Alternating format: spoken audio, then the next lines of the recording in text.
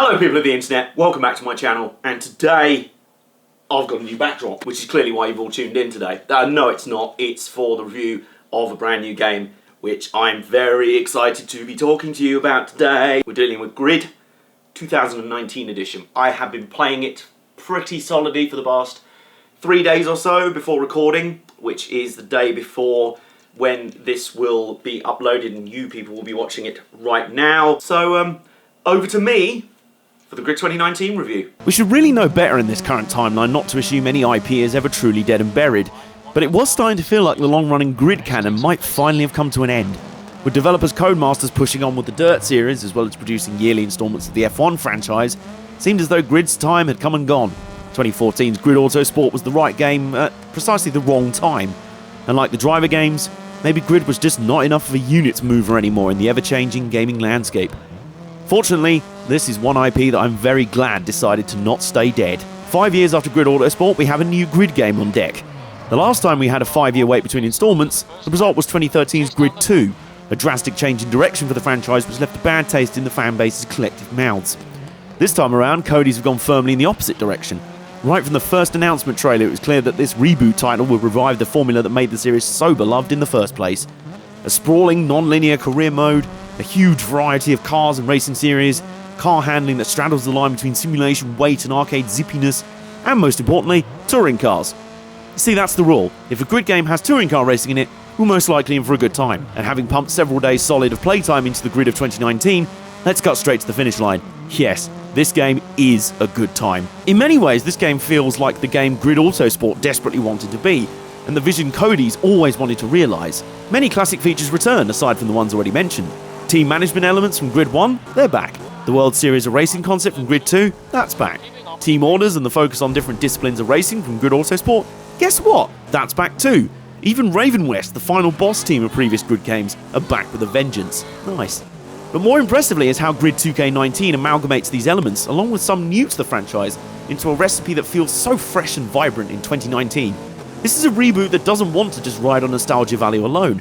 Like any good reboot, it sticks close enough to the established formula that already worked, drops callbacks here and there to make long-term fans smile, but most importantly, it's just straight up a really good game. With some caveats. We'll get to those in a bit. Graphically, the game looks very pretty. The menus may look like the game has suffered a return case of the grey-brown virus that infested gaming 10 years ago, but the scenery and cars themselves pop full of vivid colour and gorgeous visual effects. Between the Dirt and recent F1 games, we know this is Cody's bread and butter at this point, along with stunning sound design, which is also present here. The cockpit cams are downright visceral, with the roar of the engine and the whine of the gearbox reverberating around the metal box that you're ensconced inside as the driver. All the cars sound pretty much just like how you'd expect, from the rumbling death growl of the Chevy Corvette C7R to the flat-six banshee howl of the Porsche 911 RSR and turbocharged rasp of the TCR touring cars. Oh, and is it possible to marry lighting and weather effects? Just asking for a friend who's really into how good the tracks look at night and or in the pouring rain in this game. That friend totally isn't me, but I agreed with them 100%. The handling is a vital part of any Grid game, obviously, and Grid 2019 gets its handling model just about spot on. It feels somewhere between the old Grid games with the fast steering inputs and the weight of something like a Gran Turismo Sport. There's a level of consistency in the handling across all the cars, but each type of car also has its own quirks. High downforce GT cars, for example, dance from apex to apex, compared to a powerful rear-wheel drive V8 supercar that treats every corner as a chance to bite your head off. Fortunately, the level of assist means you can adjust the anti-lock brakes, traction control and stability control to taste. And it's even possible to tweak these mid-race, which I do like. It's nice to be able to jump into a race, realise you've probably gone a bit in too far at the deep end, and quickly tweak the assists on the fly without having to quit out back to the main menu. It actually pays to get more comfortable with the handling and assists first, before tweaking the AI difficulty level, and I like the progression in that respect. Oh, and I drove races both on a pad and with a steering wheel, and both felt pretty great. The wheel gave a surprising amount of feedback for a game that isn't a pure simulator, although I'd probably like some extra options to tweak the strength of the inputs to taste. Now, that career mode. It's structured into individual ladders for each discipline: touring cars, tuner, stock, muscle cars, GT and prototypes, and the Fernando Alonso tier. Yeah, did you hear he's featured this time around? Which features a mix of everything, plus an extra set of invitational events on the side. Each tier has a set of championships to progress through, and once you complete 4 of these tiers, and win the final showdown in each, nice nod to Stocker Race Driver 1 you guys, you get access to the Grid World Series Final Championship, Progression is very clear at a glance, and being able to bounce from one discipline to another all on the same screen keeps the player firmly engaged. You're getting bored or frustrated of sports car racing, 2 button presses, and you've jumped into a touring car event instead. Or if you fancy a coffee break, hop over to an invitational event for a quickie in a classic race car. Wait, that didn't come out. Never mind, moving on. The presentation overall is very nice, especially when you get to the track.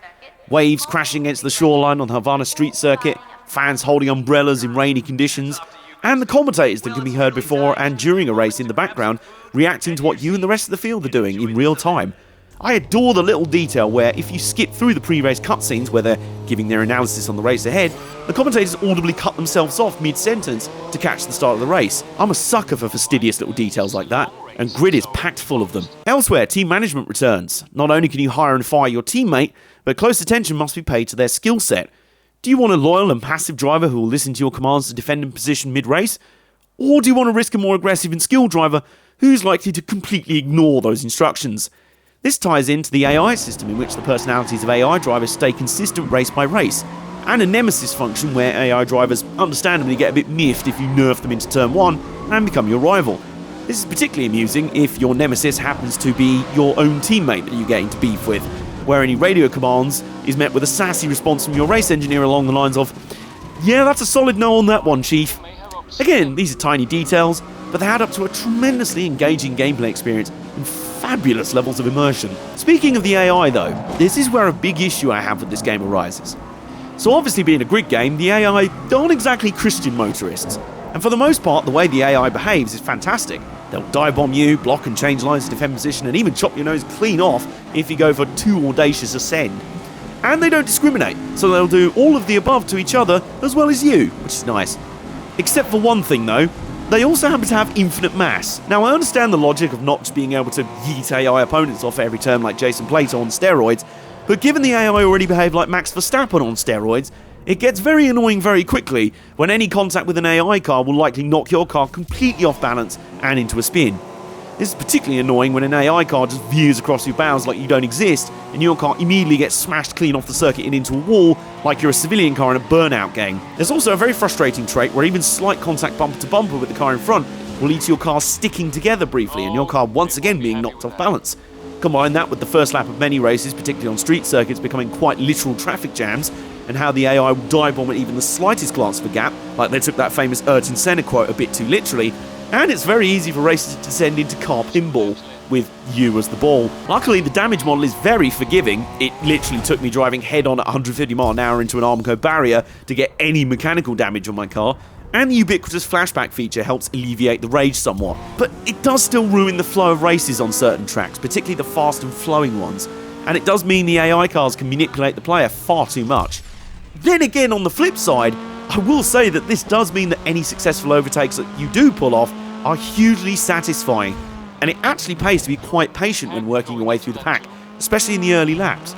Or alternatively, there's a one-shot qualifying feature if you fancy trying to start nearer the front and away from the carnage happening behind you, which I'd strongly recommend on the higher difficulty levels. There are other parts of this game I'm not so keen on. It will be nice to see the Nemesis system actually extend beyond the current race, so drivers continue to hold a grudge against you the next time you meet in battle. Sure, maybe the player is very good at conflict resolution and buying rivals an apologetic beer after the race, but it would add a bit more to the feature. I'm also not too thrilled about the selection of tracks. With not a huge amount of real-world circuits and a large proportion of fictional street circuits, the roster seems to lack some of the real heavy hitters.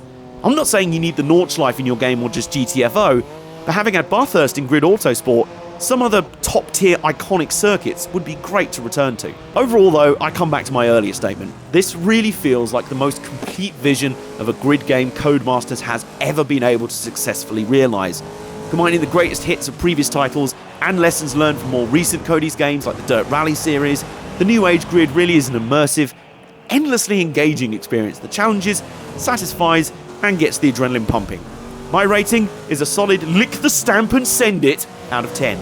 There you go, folks. Grid 2019's in the books, and spoiler alert, I liked it rather a lot. Now, you may have noticed there wasn't really any discussion about the multiplayer in this game, and there's a very good reason for that. I've had about 3 days to play this game and make this review for you, and the morning that I sat down to first play this game for the review, my internet got cut off, and it's still not back on even now as I'm recording this video. In fact, It's only because my friend Penny is an absolute legend that she's letting me use her Wi-Fi to upload this video for you to hopefully see. Penny, you're the real MVP. Oh, and Codemasters, if you are serious about this sort of supporting the game afterwards with plenty of content and that, like you have done with Dirt Rally 2.0, fair enough. If you're planning to do that with Grid, I have a very simple wish list. Number one, tone down the AI weight a little bit. In terms of content, number one, Bathurst, and number two, a return of drifting from Grid and Grid Autosport.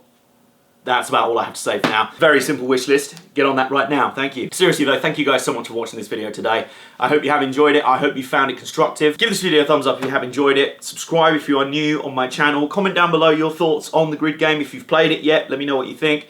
If you haven't or you're looking forward to it, if you pre-ordered it, whatever, all down there in the comment section. Go nuts down there. Also follow my Mixer channel where I will be streaming some Grid 2019 gameplay, and also follow me on my socials, Instagram and Twitter at AJCantFail. And if you like what I do, you want to support it in any way, I do have a Patreon at AJCantFail as well. It's one of those just one tier for everything, $1 for everything sort of thing, so there's absolutely no pressure and obligation at all. Anyway, I'm off to go play some more Grid. See ya.